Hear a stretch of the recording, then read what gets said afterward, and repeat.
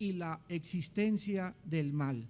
Dios y la existencia del mal. Los problemas morales que estamos enfrentando actualmente como seres humanos requieren de respuestas claras y requieren que los cristianos también debamos recordar que Dios nos manda en la Biblia, en la primera carta del apóstol Pedro, en el capítulo 3, versículo 15, santificar a Dios el Señor en nuestro corazón y estar siempre preparados. Dios nos manda a nosotros como cristianos que estemos siempre preparados. ¿Preparados para qué? Para presentar defensa.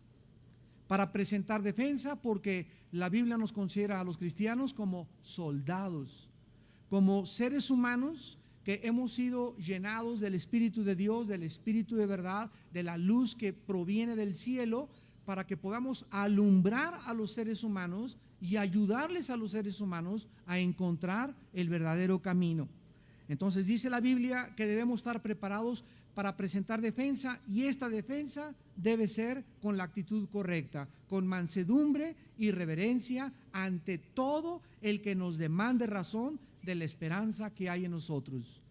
Nosotros los cristianos somos llamados pues a manifestar la sabiduría y el conocimiento de Dios a una sociedad que está buscando desesperadamente respuestas en la astrología, en la brujería, en la psicología, en la antropología, en la ciencia, en la filosofía y en las diferentes religiones humanas.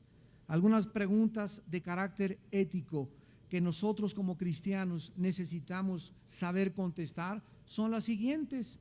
Por ejemplo, tú podrías contestarle a una persona ¿qué dice la Biblia acerca del aborto?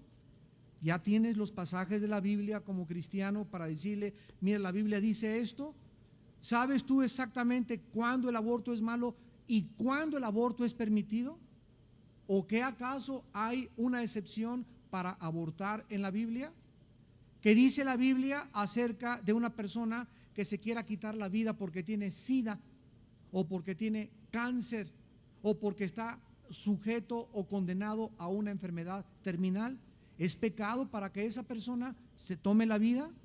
¿Podemos nosotros como cristianos ayudar a una persona a morir porque esa persona tiene una enfermedad terminal?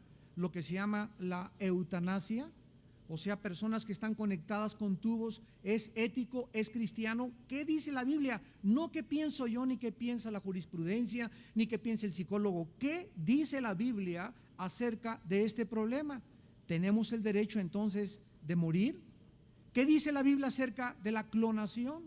¿Debemos nosotros los cristianos protestar o darle la bienvenida a la ingeniería genética que trata de curar y tratar con defectos genéticos y biológicos las enfermedades hereditarias? ¿Qué harías tú con un cristiano que llega a tu casa o te invitan a la televisión a debatir y te enfrentas con un genetista o con un ginecólogo que te comienza a decir es que usted tiene una mente atrasada? Porque esto es la ingeniería biotécnica o biomolecular o la ingeniería que está llevando a cabo estos experimentos va a mejorar a la raza humana y va a tratar de que los que nazcan ahora nazcan sin estas enfermedades. ¿Qué dice la Biblia al respecto? ¿Es pecado, por ejemplo, también usar el sexo fuera del matrimonio? ¿Pueden los seres humanos vivir en amaciato sin estar casados? ¿Qué dice Dios al respecto? ¿Tienes tú como cristiano respuestas? ¿Debemos adaptarnos entonces a la nueva moral? Como cristianos, ¿debemos perdonar a los criminales? ¿O hay casos donde se les debe aplicar la pena capital? Repito, no importa lo que dice el escritor famoso y fulano de tal. ¿Qué dice Dios acerca de la pena de muerte? ¿Conoces tú las escrituras? ¿Podrías tú dar una respuesta acerca de este tema? ¿Se les debe dar derechos a los homosexuales? ¿Es verdad que es un nuevo estilo de vida la homosexualidad? ¿Se les debe permitir legalmente que se casen, que adopten hijos y que formen familias comunes y corrientes como la familia normal dentro de una sociedad? Damas y caballeros y hermanos en Cristo, en esta noche nosotros tenemos que tener estas respuestas. Estamos entrando a un siglo XXI donde la vida era mucho más simple siglos anteriores, antes de que se descubriera trasplantar riñones, congelar embriones y manipular los genes genéticamente. Antes de que se inventaran los respiradores artificiales, pocas familias se enfrentaban el dilema de si se lo podían quitar a su pariente o al paciente para dejarlo morir en algún hospital. Muchas generaciones anteriores vivieron y murieron sin tener que reflexionar sobre las implicaciones morales de la clonación, de la inseminación artificial y de la libre distribución de condones. Nuestros abuelos sirvieron en un mundo donde nunca se habló de SIDA, casi nunca se mencionaban los divorcios por cualquier pretexto, de homosexuales exigiendo derechos y de la ingeniería genética del siglo XXI. Todos estos avances tecnológicos y todos estos descubrimientos científicos del siglo pasado no han podido de ninguna manera ayudar al ser humano moralmente, porque aunque somos gigantes tecnológicamente y el siglo XX es el siglo que pasará a la historia como el más grande, la más grande evolución científica y tecnológica del siglo, es el siglo que al mismo tiempo se derramó más sangre humana, con 2 guerras mundiales y más de 372 revoluciones y golpes de Estado. Vivimos en un mundo demasiado complejo y sofisticado, un mundo que está retando a Dios todos los días a través de los medios masivos de comunicación. Tú prendes tu televisor y desde los noticieros de la mañana hasta los noticieros de la noche es un ataque continuo, un ataque con un odio tremendo en el corazón humano contra todo lo que sea cristiano. Ves a las películas y se burlan de los cristianos, se burlan de los dones espirituales, comienzan a decir esos son los nacidos de nuevo, se les califica como una nueva secta porque es el mundo que nos estamos enfrentando. Porque mientras más cerca estemos de la venida de Cristo, más crecerá la hostilidad contra nosotros, más crecerán los argumentos de la falsamente llamada ciencia y más será el odio con las cosas santas de Dios. Sin embargo, la Biblia nos muestra, ¿verdad?, que aun cuando el mundo está en contra de todas las normas morales, cuestionando la autoridad y oponiéndose a los planes de Dios, hace 3000 años en el Salmo 2 el rey David escribió: ¿por qué se amotinan las gentes y los pueblos piensan cosas vanas? Se levantarán los reyes de la tierra y príncipes consultarán unidos contra Jehová y contra su ungido, diciendo: rompamos sus ligaduras y echemos de nosotros sus cuerdas. Nos damos cuenta que ahora se juntan las naciones bajo una organización que se llama las Naciones Unidas, otras bajo la OTAN, otras bajo la Unión Europea, y todos los seres humanos se juntan para resolver si es ético o no es ético invadir Irak, si es permisible o no es permisible perseguir a los terroristas, si se debe de sacar a un dictador de un país que está oprimiendo a su pueblo o se le debe dejar que siga oprimiendo a los pueblos, y toda la consultoría que existe alrededor de estos temas éticos y de carácter moral no tienen su origen consultando la palabra de Dios. Y todas estas decisiones y conclusiones que hemos visto ahora con la famosa guerra de Irak y con las guerras que han pasado, han arrastrado a los mismos cristianos a pensar y actuar conforme al mundo piensa y actúa. Cuando Dios nos manda que nosotros somos diferentes, que cambiemos nuestra manera de pensar, que no permitamos que el mundo moldee mi filosofía, porque cuando una idea es dada a luz en la mente, la idea da a luz a una ideología. La ideología se convierte en una teoría, la teoría forma tu filosofía, la filosofía forma tu psicología y tu psicología determina la conducta que tú tienes. Para que me expliquen, para que me puedan entender en esta noche, tú eres el resultado de tus ideas. Todos ustedes que nos ven a través de la televisión también piensas lo que piensas. Si tú eres ateo es porque hay ideas que se formaron, que aceptaste que se convirtieron en una ideología, aceptaste que Dios no existe. Y esa idea, ¿quién te la sembró? Un maestro en la secundaria, en la preparatoria, un familiar, o te amargaste con Dios y entonces dio lugar a una teoría en tu vida. Esa teoría te convenciste que era la realidad y formó parte de tu filosofía. Y ahora estás convencido que Dios no existe, como consecuencia no tienes leyes morales para poder vivir. No tienes ninguna plataforma moral para poder demandarle a tu hijo: no fumes marihuana, cuando tu hijo se va a levantar y te va a preguntar: ¿sobre qué base moral, papá, me dices que no fume marihuana cuando tú no tienes ningún fundamento? Para ti fumar marihuana es malo, para mí es bueno. Entonces déjame que yo tenga mi propio concepto de mi propio sistema de pensamientos. Cuando no tenemos normas absolutas, cuando no tenemos una plataforma moral, no podemos, repito, tener la autoridad para poder condenar, ni poder decir qué es bueno, ni tampoco qué es malo.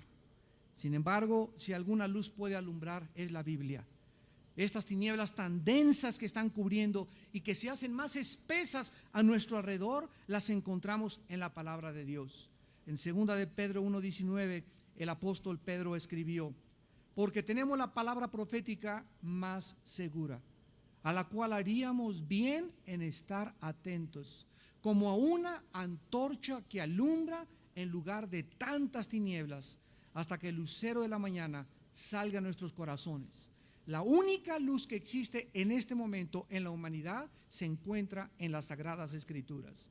La única luz que el ser humano puede saber para saber qué está pasando con el mundo, de dónde venimos, quiénes somos, hacia dónde se dirige todo, quiénes tienen la razón, los musulmanes o los cristianos o los chiitas o el partido Baath o los del PRD o los del partido político o el ateísmo o la cienciología o la dianética o los lamas.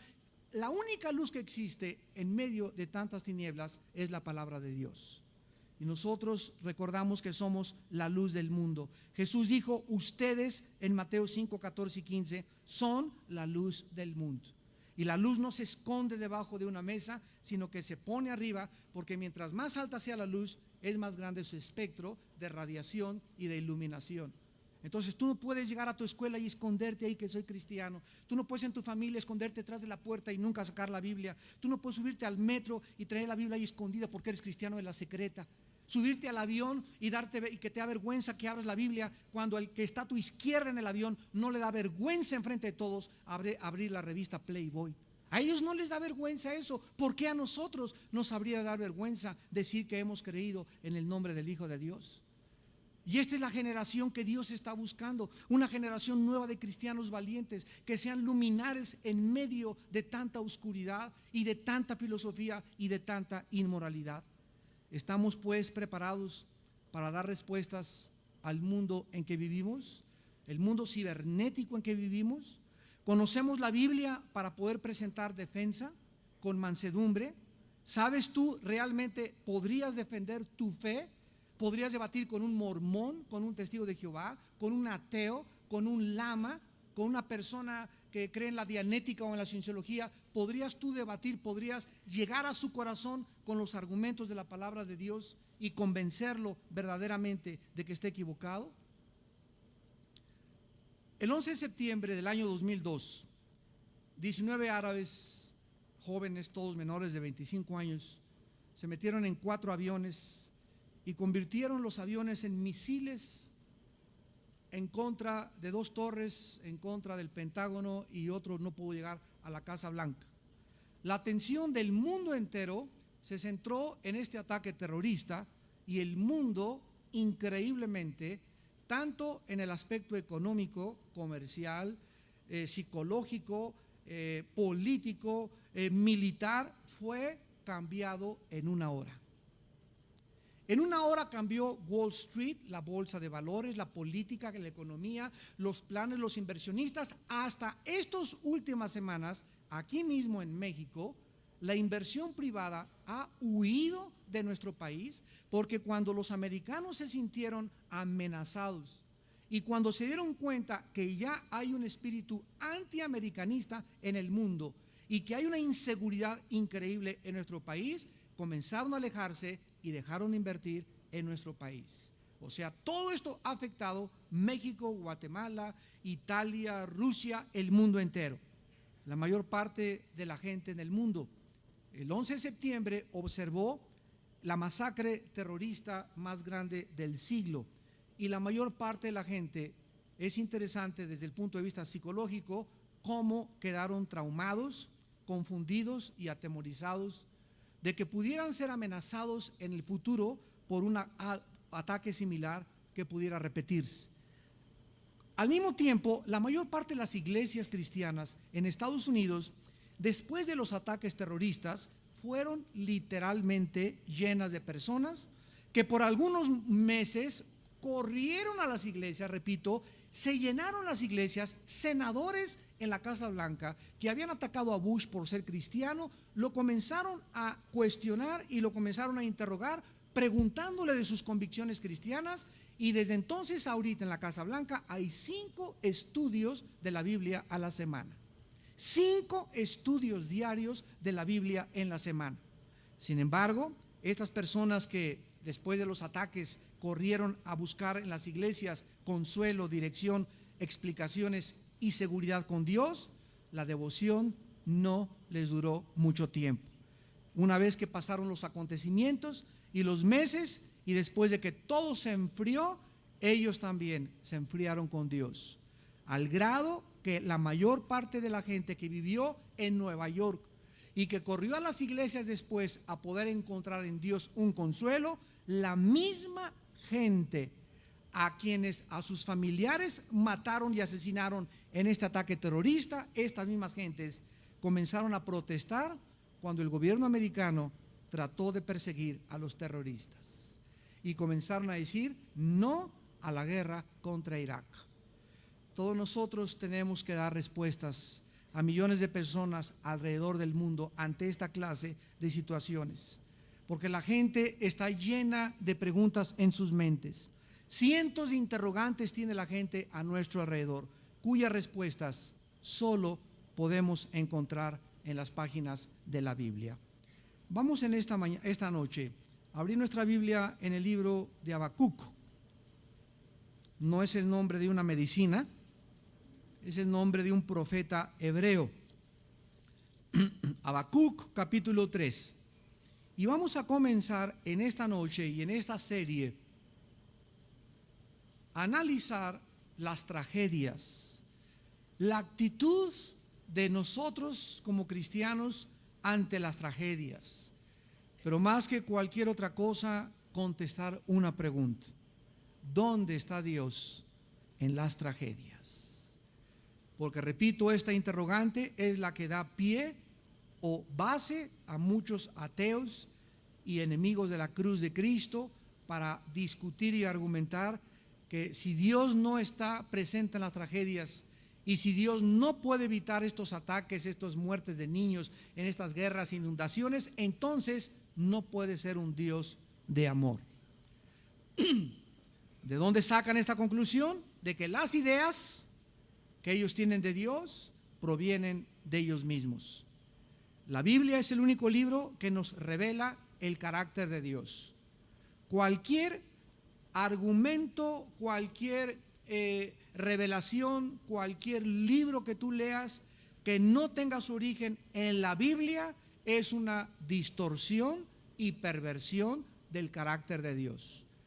Entonces, si yo me encuentro un libro por ahí que diga El caballo de Troya, escrito por J. Benítez, comienzo a leer ese libro y yo no conozco la Biblia, me trago el anzuelo y creo que así es Dios y así son los evangelios. Y estos libros no son más que una distorsión, una adulteración del carácter de Dios. Porque repito, la gente inventa cosas de Dios, como que los ángeles tienen alas, eso no lo dice la Biblia, como que los reyes magos eran magos, no eran magos, eran astrónomos, como que el nombre de la Virgen es Guadalupe, los remedios de la Macarena, de Lourdes, nada de eso. La Virgen, la Madre de Cristo, se llama María, Miriam en el griego, no tiene todos estos nombres que el mundo le ha inventado. Pero repito, la ignorancia de la Biblia nos lleva a tragarnos el anzuelo, a creer las ideas, a leer y a formar mis conceptos y mi ideología de lo que el mundo ha pensado, pero nunca de lo que Dios me revela directamente en las Sagradas Escrituras. Entonces vamos a continuación a ver que en cualquier momento en que nos encontremos en medio de una tragedia, el shock inicial siempre será seguido de muchas preguntas. Dice en Habacuc capítulo 3, versículo 16 al 19, el shock de un profeta que se enfrentó ante algo que no podía explicar. Oí y se conmovieron mis entrañas. Siempre que nosotros oímos, se cayó un avión con 57 pasajeros. 2 torres fueron derribadas por un grupo de terroristas. Murieron en una inundación 50,000 personas. En Turquía hubo un terremoto y quedaron sepultados bajo los escombros un jardín de niños entero con sus madres. Siempre que nosotros oímos esto, inmediatamente algo sucede en nuestra alma que se conmueve. Ustedes pueden ver esto de una forma muy clara en esta última propagación de los medios masivos de comunicación de la guerra de Irak. El 85% de las imágenes que se presentaron en las televisoras de México eran solamente de heridos y de los niños mancos y cojos. Le pusieron énfasis a que los niños estaban muriendo, a que estaban sufriendo los niños, a que se estaban quedando sin casa, y era una continua mezcla, ¿verdad?, de sentimientos, donde la gente inmediatamente, al ver el horror, al ver a un niño decapitado, al ver a un niño manco, un niño que perdió las piernas, inmediatamente la reacción de mi alma es odiar a esos soldados que son los causantes de eso, porque si no estuvieran ahí, ese niño no estuviera ahí. Pero nunca nos ponemos a pensar que si esto no hubiera llevado a cabo, hubieran sido el año que entra 50,000 niños más muertos de todas maneras por el régimen de un dictador. Murieron, es verdad, 15, 20, 30, 300 personas, pero si este hombre hubiera seguido ahí, hubiera sido 3 veces más grande el número de víctimas. Y ahora que se descubrieron las cárceles secretas de Hussein y que se descubrió todo el horror de las cosas que hacía, cómo colgaban a los presos, cómo los atormentaban, cómo a las mujeres embarazadas les abrían enfrente de Uday Hussein, el hijo de Hussein, y él se divertía con sus cervezas viendo cómo abrían el vientre de las mujeres enfrente de él y cómo agarraban a los niños y los metían en planchas y los trituraban y los cortaban como carnitas. Eso es lo que la gente comenzó a darse cuenta, que cómo era posible que nosotros no fuéramos a defenderlos. Cuando interrogaron al general Colin Powell, dijo: yo no puedo entender cómo derechos humanos nos trató de impedir que fuéramos a rescatar a toda esta gente.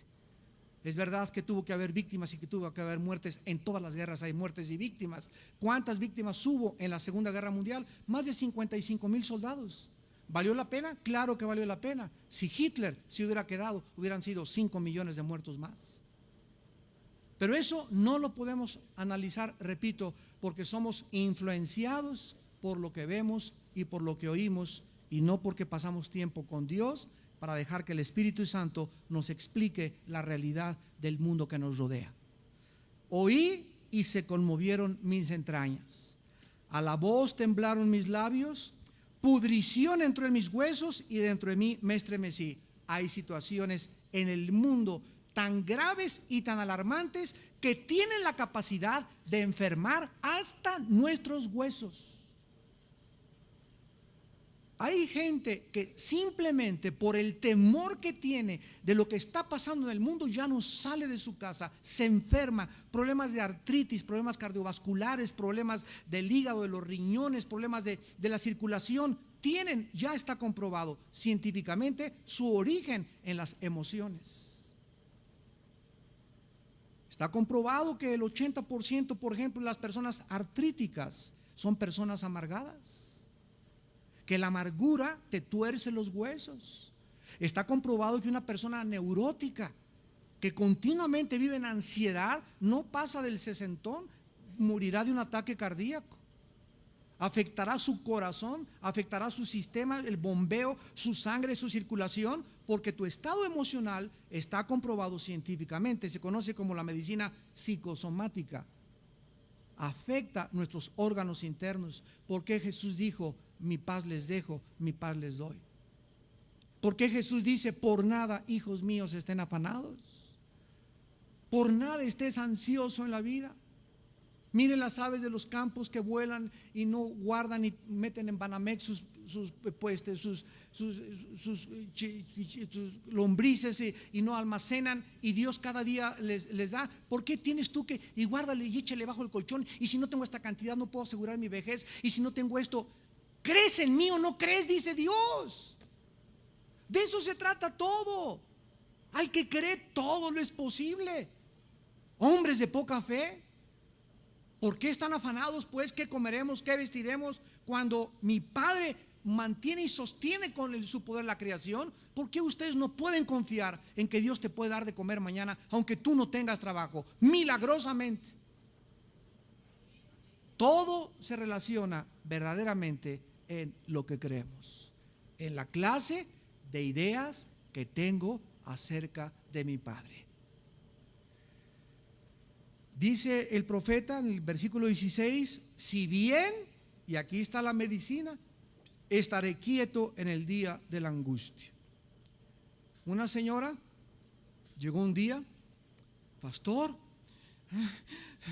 mi hija, cálmese doña Chole, ¿qué le pasa? Por favor, es que mi hija ya me habló a las 11:15, son las 11:15 y no llega. Le dije, doña Chole, usted si mantiene esa actitud de ansiedad que parece búfalo por el teléfono, no va usted a hacer que su hija regrese. Entonces quiero que se aplaque, que se concentre, que caiga de rodillas en este momento y que piense algo que es real. Mi actitud de preocupación y de respirar como búfalo, ¿verdad? Como toro, no va a hacer que mi hija regrese. Antes, ¿qué debo hacer como cristiana cuando hay una solución que no está en mis manos solucionar? Mi hijo se fue, no sé dónde estoy, no voy a estar 3 días. Mi hijo, mi hija. ¿Cuál es la solución de Dios? Estarme quieto,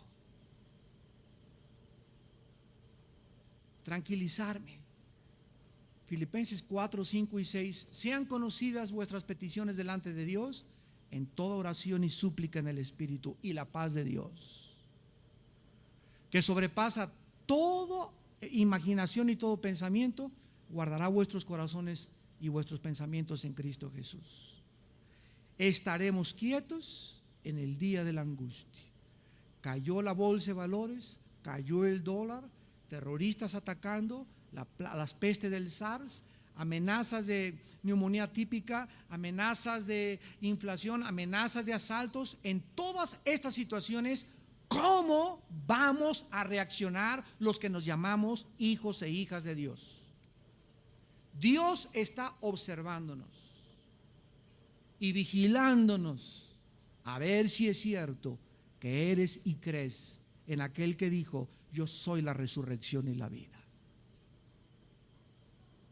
Cuando aprendemos que para poder tener contacto con Dios necesito huir de mi neurosis y de mi ansiedad y estarme quieto. ¿Por qué me dice quieto? Dice Dios: cuando haya cosas que te perturben, Armando, no permitas que entren adentro de tu alma, porque si los problemas del mundo entran a mi alma, escúchame y sígueme con cuidado. Si tú permites que las cosas que están al mundo angustiándolo y causándole caos entren dentro de tu vida, tú no vas a poder discernir la voz del Espíritu de Dios. Pierdes la brújula. No vas a saber qué hacer porque vas a tomar decisiones equivocadas. Hermano, llegó una hermana, se fue mi chencho. ¿Y qué se de tu chencho? Ay, es que lo fui. ¿Y qué cree, hermano, que me dijeron que se anda con otra? Tú tranquila, quieta, alaba a Dios Padre, creas que se fue chencho, que me fue infiel, porque si me fue infiel ahorita me iba a ser infiel en el matrimonio. Qué bueno que lo supe antes. ¿Por qué estás angustiada, muchacha? Tranquila, tranquilo. Ya se fue mi mujer, se fue mi esposo. Tú no vas a hacer con tu angustia, con no dormir, con meterte chochos y ecuaniles y Prozac, etcétera, etcétera, hacer que tu esposo regrese. Quietos en el día de la angustia, porque en esa quietud y en esa confianza Dios nos dirá qué hacer.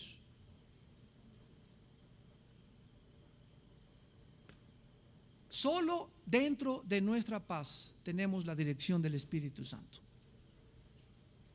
Dios no puede comunicarse a mi espíritu si mi espíritu está perturbado y alterado. Entonces, cuando yo vengo a orar, tengo que caer y primero estar 10 o 15 minutos aplacándome y calmando mis pensamientos y mis ideas Padre, gracias, te alabo. Recuerdo que yo no puedo hacer a mi hijo regresar. Este problema, este trabajo que me corrieron, yo no puedo, con mi inquietud, con mi ansiedad, no voy a arreglar nada. Padre, aquí estoy quieto y comienza a adorar a Dios, a alabar a Dios, a confiar en Dios. Abre la palabra, lee un salmo, lee proverbios y vas a darte cuenta que en 10, 15 minutos algo milagroso, sobrenatural comienza a suceder en tus pensamientos y en tu corazón. Mis pensamientos comienzan a organizarse, mi corazón deja de palpitar, ya no siento que se me sale del pecho, y entonces en esa quietud y en esa tranquilidad conozco en el secreto de Jehová lo que Dios quiere para mi vida. Dice el versículo 17: aunque la higuera no florezca, ni en las vides haya frutos, aunque falte el producto del olivo y los labrados no den mantenimiento, y las ovejas sean quitadas de la majada y no haya vacas en los corrales, con todo, vamos a traducirlo, aunque ya no haya ni para comer, aunque ya no tenga nadie que me garantice un salario, aunque me digan que no hay oportunidades y que ya tengo 60 años, 70 años de edad y que ya no hay trabajo para mí, aunque todas las puertas del mundo me digan no, cerradas, cerradas, cerradas, con todo yo me alegraré en Jehová y me gozaré en el Dios de mi salvación. Ahora fíjate cómo opera esto, porque todos estos misterios y secretos solamente operan en el mundo del Espíritu. La persona que no está en el Espíritu no puede entender estas cosas, pero tú que eres cristiano lo tienes que entender. Cuando las circunstancias a nuestro alrededor son negativas y hostiles a nuestra vida y a nuestro desarrollo y amenazan nuestro futuro, si tú en ese momento te alegras y no permitas que la angustia ni la incertidumbre y menos el temor gobierne y entre a tu vida, algo milagroso pasa en el cielo, que Dios responde siempre que un hijo y una hija suya tiene fe. Y sin fe, hazle como quieras, no puedes agradar a Dios. Algo pasa que Dios comienza a mover cordeles, comienza a mover alambres del cielo, comienza a hacer que tus circunstancias, que tú veías puertas, te digan lo que dice Isaías 42: romperé cerrojos de bronce, derribaré puertas de hierro y te abriré el mar rojo para que pases por él.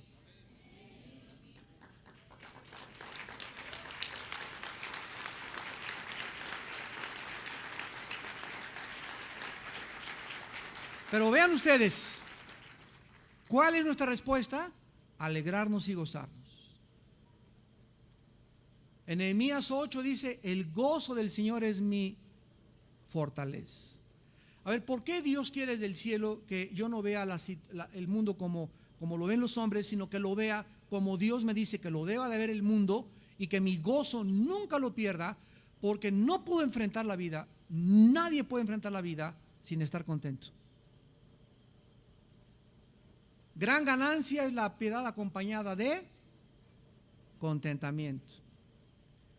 Si tú te levantas y eres una persona negativa, que no estás contenta, amargado, no voy a encontrar trabajo, ya es grande, cara de caimán se te puso ya, no puedes enfrentar los problemas de tus hijos, los problemas de tu casa, los problemas de tu trabajo, porque para poder enfrentar y solucionar los problemas de la vida necesitamos estar llenos de gozo y de paz. Y el gozo es nuestra fuerza espiritual. El gozo del Señor es mi fortaleza. En otras palabras, ¿qué es lo contrario a gozo? Tristeza y así. Eso hace que te desanimes, desconchinfles, comienzas a apachurrarte. ¿Ya para qué? Nunca lo lograré. Nunca entraré a la universidad. Nunca me voy a casar. Pues hasta el milenio, espérate entonces. Y el versículo 19 nos lo contesta. ¿Por qué? Porque el Señor es mi fortaleza. No la seguridad de la bolsa de valores, no si el peso cayó, no si el petróleo subió, no si mi compadre lo hicieron diputado, no si me dieron el puesto del PRD. El Señor es mi fortaleza el cual hace mis pies como de siervas y en mis alturas me hace andar. Dios fortalece mi vida y nos hace elevarnos a un nivel más alto, desde el cual no veas al mundo como un gigante y como un Goliat, sino que veas a Goliat y te rías de él y le digas: tú vienes a mí con esto y tú me amenazas mi seguridad y tú eres un mundo que crucificaste a mi Señor, pero yo vengo a ti en el nombre de Jehová de los ejércitos. Nosotros tenemos que comenzar a partir de esta base en esta noche para poder entender que aquello que el mundo llama tragedias y que le llama maldad, etcétera, etcétera, no es la perspectiva que tiene Dios. Y si tú comienzas, y yo le he orado tanto a Dios que estas conferencias puedan abrir de tu mente y puedas decir: eureka, lo he encontrado, se te destape todo el cochambre que traes ahí, y las tinieblas y las cucarachas y las arañas que traemos todos aquí adentro de la mente salen a la entrada de la luz, vas a vivir una vida con más seguridad, con más confianza, con más gozo y con más paz de aquí a que venga Jesucristo.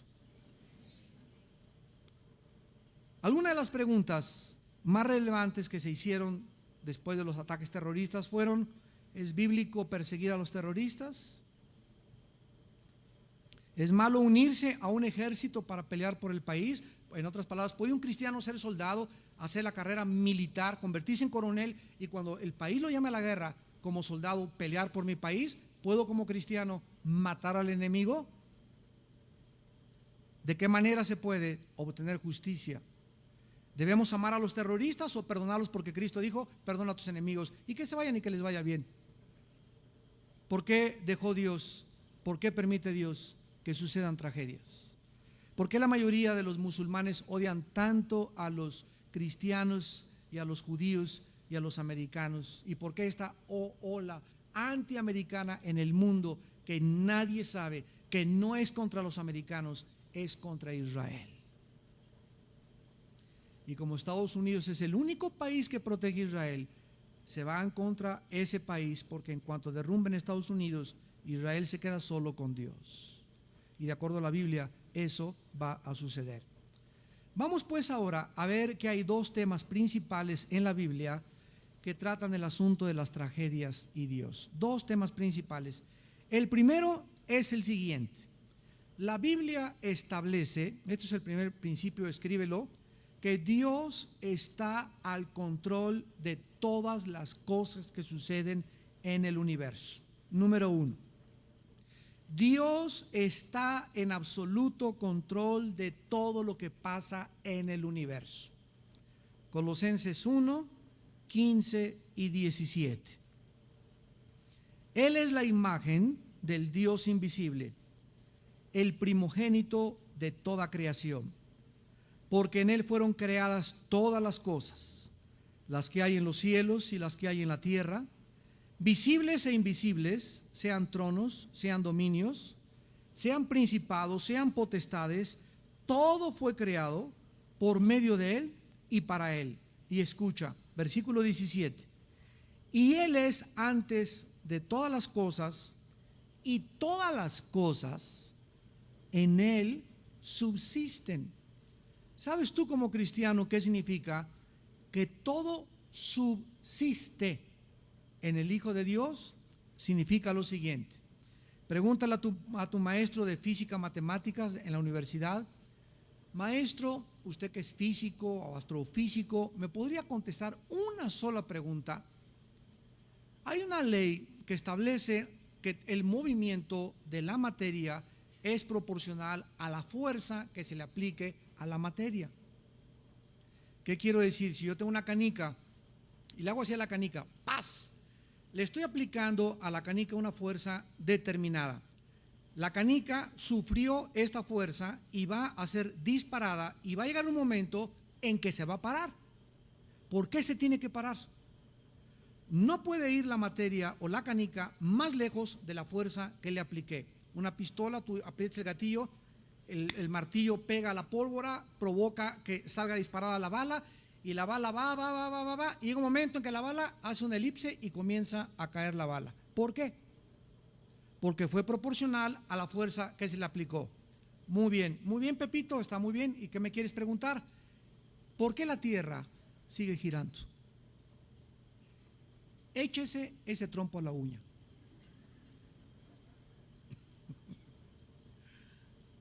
A ver usted, que muy Einstein, que aquí, que Dios no existe. ¿Por qué la Tierra sigue girando?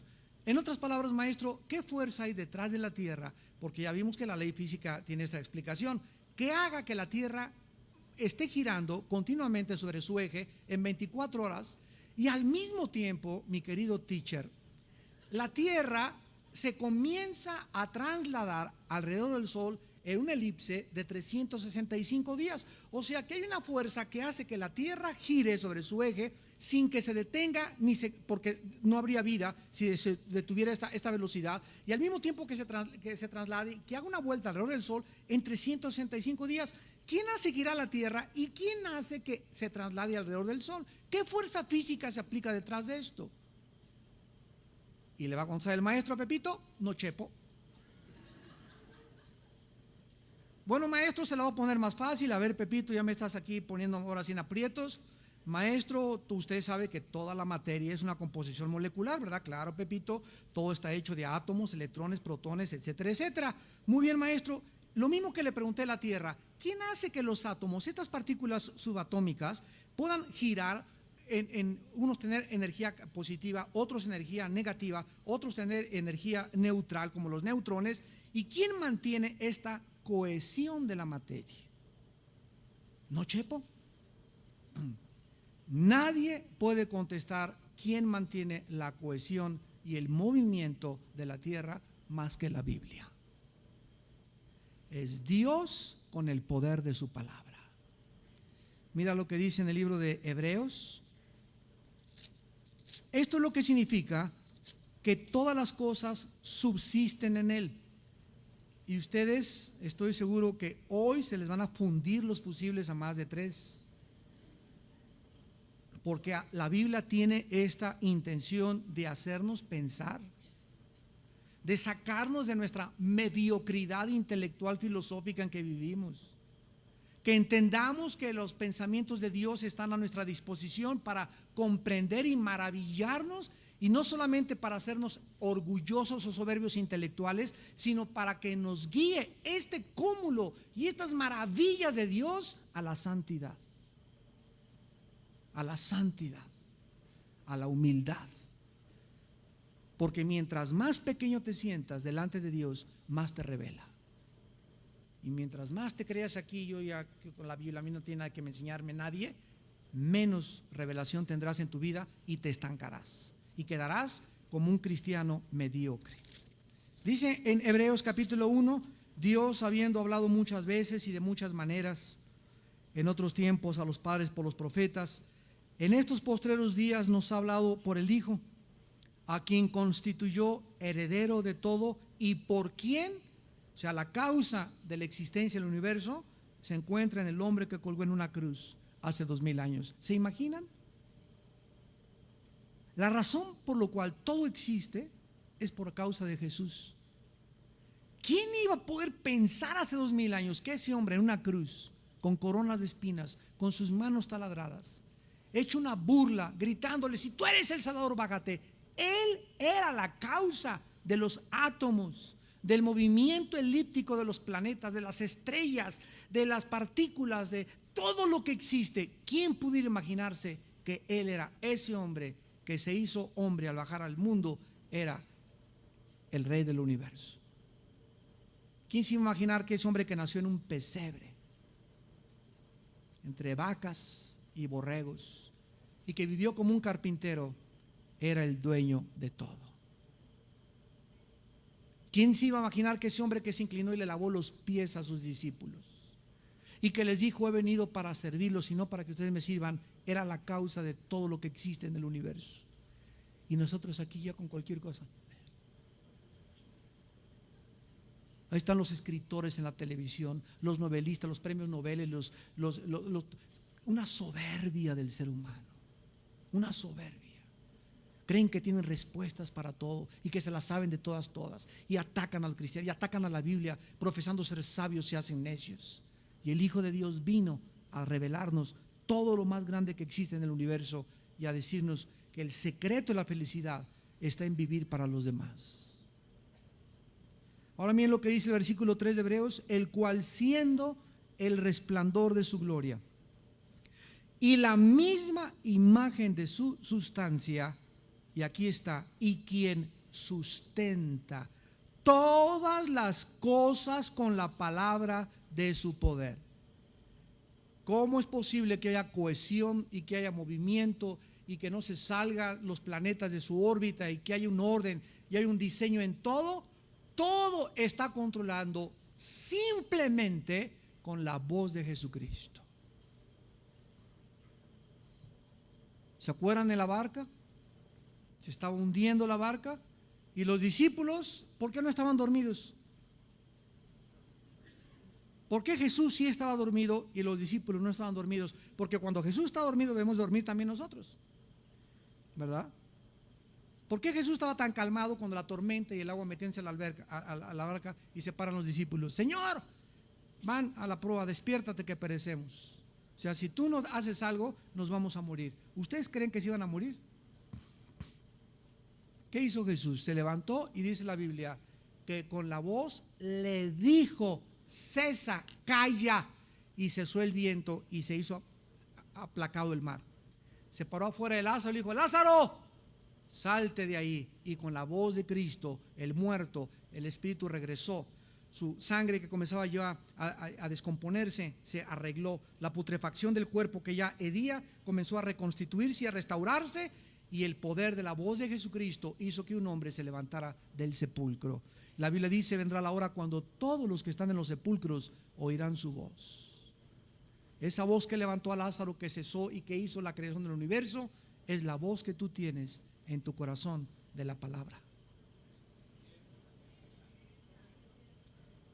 Fuimos creados a su imagen y semejanza y hemos sido creados en Cristo Jesús para que nosotros ahora comencemos a vivir y a entender que a través de este libro maravilloso podemos, con el poder de la palabra, hacer las cosas que nosotros nunca soñábamos si las confesamos y creemos lo que la Biblia nos enseña. Aquí se dice que todas las cosas subsisten en Colosenses, no solo las buenas, sino también las malas en la palabra de Dios. Dios sostiene todo el universo, los pajarillos, las plantas que caen, todos los asuntos de la historia, todo lo que ha acontecido. No hay nada que le tome a Dios por sorpresa. No hay nadie que llegue el arcángel Gabriel: Señor, Señor, ¿qué pasa, Miguel? ¿Qué no sabes que me acaban de matar a una persona? ¿Y por qué no me avisaron? ¿Se imaginan un Dios de esta manera? Están bombardeando las torres, ¿y por qué no me avisaron para impedirlo? Ahora, cuando nosotros nos damos cuenta que Dios está involucrado en todo, la segunda pregunta que tenemos que contestar es: entonces, ¿es Dios el responsable de lo que sucede? ¿Es Dios el responsable del mal? Ya vimos que Dios nunca llamará a una junta urgente o a un gabinete para discutir las soluciones o las situaciones que suceden en el universo. En Isaías 40, 12 al 14, dice la Biblia: ¿quién midió las aguas con el hueco de su mano y los cielos con su palmo? Con 3 dedos juntó el polvo de la tierra y pesó los montes con la balanza y con pesa los collados. O sea, aquí dice que todas las aguas de los océanos caben, ¿en dónde? En el hueco de la mano de Dios. No significa que la mano de Dios sea gigantesca, sino que en proporción todos los océanos podría Dios verlos así, solamente en el hueco de su mano. Dice la Biblia que con 3 dedos todo el polvo que existe, nada más con 3 polvos, Dios le podría hacer así y se juntaría el polvo de la tierra. Los montes, cada monte, el Popocatépetl, ¿quién sabe cuánto pesa el Popocatépetl? ¿Quién sabe cuánto pesan los montes de los Himalayas? ¿Quién sabe cuánto pesa el monte Everest? La Biblia dice que cada monte, la cantidad de agua, la distribución y la proporción entre agua y tierra, y todo, absolutamente, las medidas de la distancia del sol con la tierra, la inclinación de la tierra en 23 grados sobre su eje, todo tiene medidas y todo está calculado por Dios.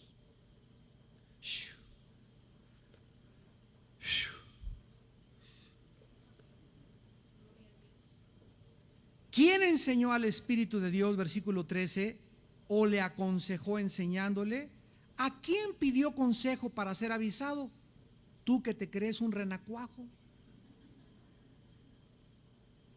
Cuando nos comenzamos a enfrentar con este Dios, comenzamos a darnos cuenta, pero yo quién soy para argumentar y creer que si yo fuera Dios actuaría mejor que Él, si soy un pobre renacuajo con un cerebro de 60 watts cuando los watts de Dios son de 1.000.000 de watts. El problema está en que tú quieres meterte con tus 60 watts a los millones de watts de Dios, por eso te vas a quedar turulato.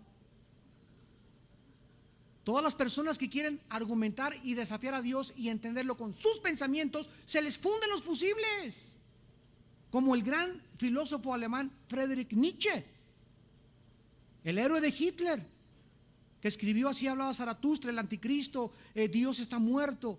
A los 40 años quedó loco y después de ser homosexual 5 años de su vida lo enterraron completamente desquiciado. Él murió, pero Dios siguió viviendo. Es el precio que paga la soberbia humana, de retar a Dios y de creer que somos más inteligentes que Él.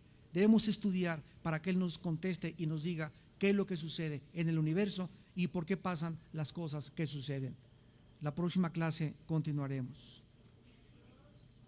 Padre, te damos gracias en esta noche porque los misterios del universo, las cosas que no podemos entender ni explicar en nuestra mente finita y limitada humanamente, si somos humildes y creemos que tu Hijo pagó en la cruz por nuestros pecados y le invitamos como nuestro Señor y nuestro Salvador, nos darás a tu Espíritu Santo, el cual nos guiará a toda la verdad, el cual iluminará nuestra mente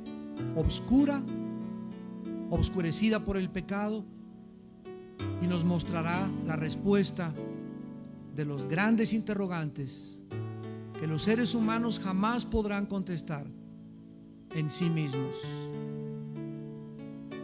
Tu Hijo Jesucristo dijo: te alabo, Padre, y te doy las gracias porque estas cosas las escondiste de los sabios y de los entendidos y se las revelaste a los niños. Y en verdad les digo que si no os convertís y os hacéis como los niños, no entraréis al reino de Dios. Los niños son inocentes, mansos y humildes para dejarse enseñar. Pero si tú que nos ves a través de la televisión te crees más inteligente que Dios y no crees que Dios te pueda dar respuestas, nunca las tendrás. Pero tú tienes que comprender que eres finito, limitada, que el pecado ha afectado nuestra manera de pensar y que necesitamos en la Biblia dejar que el Espíritu de Dios, que fue quien la inspiró, nos revele la verdad en nuestro corazón. En esta noche, si alguna persona nos está viendo a través de la televisión y quiere invitar a Cristo a su vida por primera vez e iniciarte en la aventura más grande que un ser humano se pueda iniciar, que es la búsqueda de Dios, en esta noche dile estas palabras en tu corazón: Señor mío y Dios mío, reconozco que lo que sé no lo sé como debiera saber, y que por mí mismo, por mí misma, nunca llegaré al conocimiento absoluto de la verdad. Te necesito, Señor, por mi mente llena de pecado y de tinieblas y de falsas ideas que tienen su origen en el mundo y no en la Biblia. Reconozco que he pecado contra ti, que mi vida te ha ofendido, y te pido que me perdones. Creo que tu Hijo murió en una cruz en mi lugar por mis pecados, y que a los 3 días lo levantaste entre los muertos. Señor Jesús, te pido en este momento que entres a mi corazón. Te recibo como mi Dios y mi Salvador personal. Te doy las gracias porque salgo esta noche con la primera luz que voy a tener, que me guiará siempre al conocimiento de la verdad. En el nombre de Jesús.